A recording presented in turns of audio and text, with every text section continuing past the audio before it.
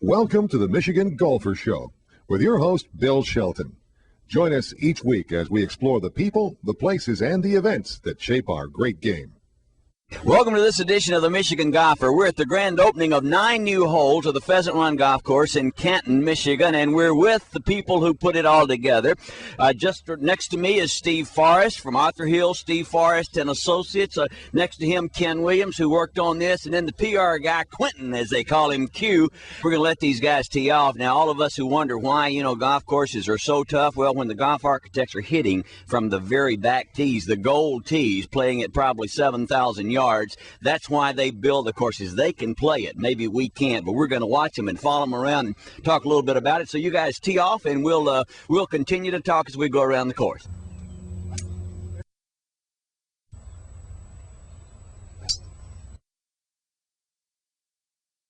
Let's talk just a minute about philosophy of Arthur Hills, Steve Forrest and Associates. And do you really, from a philosophy standpoint, say, okay, we need to start the player out with a little bit easier hold or after a hard hold? Does that come into your mind, or is that just in our minds? Certainly. Arthur will use the analogy of kind of like writing a symphony,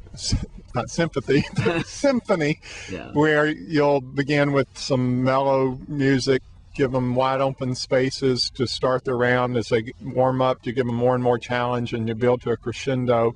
Steve and Ken, both of you obviously actively involved. Steve, we talked a little bit about laying out the holes and some of the issues with wetlands and all of that.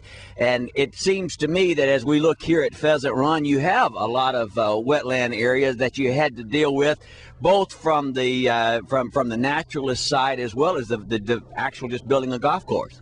That is correct. What you see here, what looks like a wetland area, is actually one of the tributaries or the headwaters of the Rouge River, which flows on out to the Detroit River.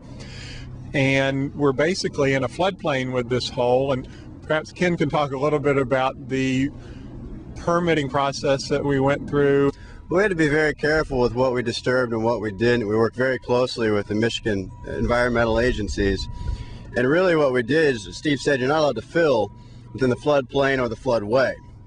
So we really, instead of bringing in soil, we cut the golf course in and created drainage areas, swales, to provide the undulation that way.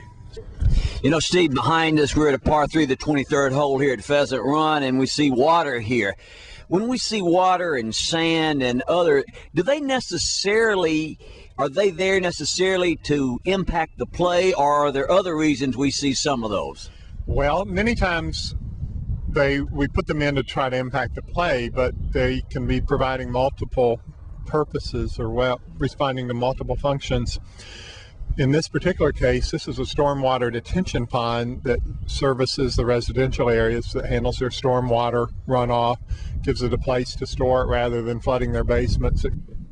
The Michigan Golfer television show is brought to you by Bay Mills Casino and Resort, featuring the award-winning Wild Bluff Golf Course.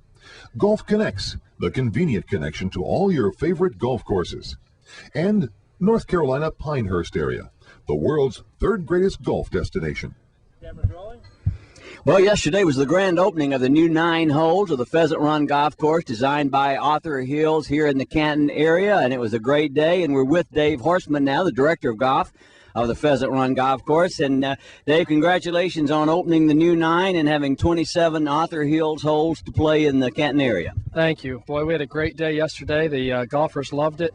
Got to see the new course, like you said here, and it's been very well received. The people here in Canton are just giving it rave reviews, along with the meeting we had yesterday. We look at this golf course, and you had the original 18 holes designed by Arthur Hill and his associates, and now you've added 9 more. Was it the plan all along to have a 27-hole golf course? I think in the back of our minds it was. We started the 18. We did have the property. And we wanted to see what happened with that first 18 holes and the development here in the community. And we got together with some of the other, the local developers of the housing, and they said, hey, can we have some more? It's working. Let's keep this thing going. Well, you know, when you look at the concept of 3 9-holes from a management standpoint and from a maintenance standpoint, what does that really mean for you? Well, actually, to run 27 is pretty similar to running 18. You know, if we would have done 36, you're actually running 2 golf courses. We're running all 3 9s out of the same shop. Equipment-wise, we only had to bring in a few more pieces and not a lot more help. So we're getting the benefit of the additional revenue without the additional expense. We're looking at a golf hole that, if you describe it from the back tees, this may be one of those that if you're not a good golfer, you need to go up and let the ego go.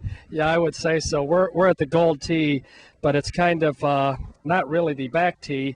There's another one behind us about 40 yards, and this hole plays from the back tee 460 yards with a 248-yard carry across the wetland here. So, yeah, you're right. The eagle needs to stay in the bag, and when you get to the new holes that Art Hills and Associates put in, actually our slope came back, and just the new 9 doubled slopes in at 158. Now, the original back 9 with these 2 new holes and the new holes across the road slope in at 148, which I believe is tied with the highest slope in the state. So, yeah, this golf course can tear you up from the back tees. However, as they do, they put a number of different tees in here and play the right tee box. It's a great golf course to play and a lot of fun. One of the questions that I think most directors of golf like yourself are dealing with today is how long it takes, the pace of play to play a round of golf. And certainly, you know, people, you want to enjoy the golf course but not camp out for a week on it. So what are some of the things you can do to kind of move pace along? Well, it is one of the things we face. Like you said, slow play, I think, is the death of our game, and that's something we have to work on all the time. And my theory on that, you know, it doesn't matter if you shoot 75 or 105. As long as you're ready to play, you can still play in 4.5 hours. But if you walk up to the golf ball ready to hit it, it's just as enjoyable, and you'll spend about an hour less on the golf course. Well, the sun is bearing down in Michigan. The course is green, a beautiful new 9 holes here at Pheasant Run Golf Course in Canton, Arthur Hills course. And David, I know if the people haven't seen the course and the changes are going to come and play. Now you rotate around, so you pick out 2 of the 3 9s for play each day. How would they know when the new 9 is in play? Well, they can call, and the other thing is we'll get them out there. At this time of year, like you said, we do rotate the 9s. Monday through Thursday, we run an 18-hole course and a 9-hole course. Friday, Saturday, Sunday, we actually cross all 3 9s. But no matter where they're at, they'll get a touch of some of the new holes, irregardless of which day it is. So come on out and see us. Great. Thank you, David, and thank you for watching The Michigan Golfer.